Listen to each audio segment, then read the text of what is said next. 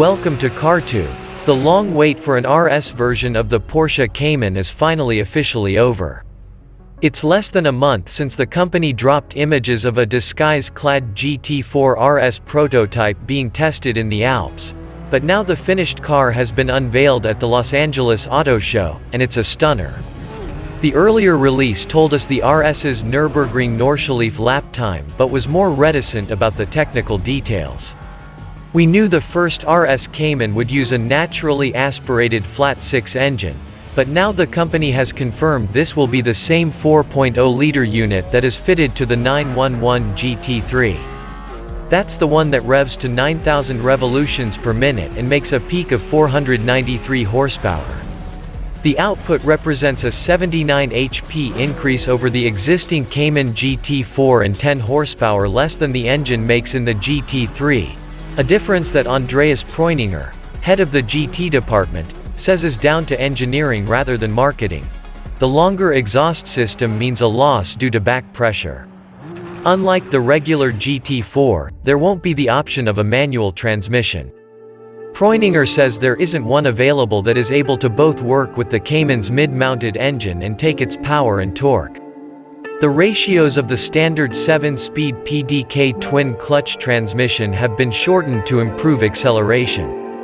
Porsche is claiming a 3.2-second 0 to 60 mph time, half a second inside that for a PDK-equipped regular GT4, and a top speed of 196 miles per hour, reached in 7th gear.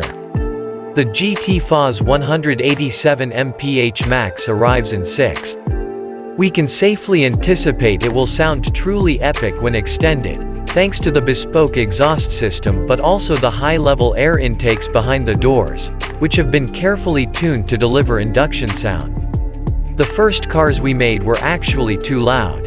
We wanted a quality noise, Preuninger says, promising it should be the most intense sound ever in a GT car. The other side of the power-to-weight ratio has also been sharpened with some diligent mass saving. Fenders are made from carbon fiber reinforced plastic and incorporate cooling ducts similar to those seen on the previous generation 991, 911, GT3 rupees and GT2 rupees.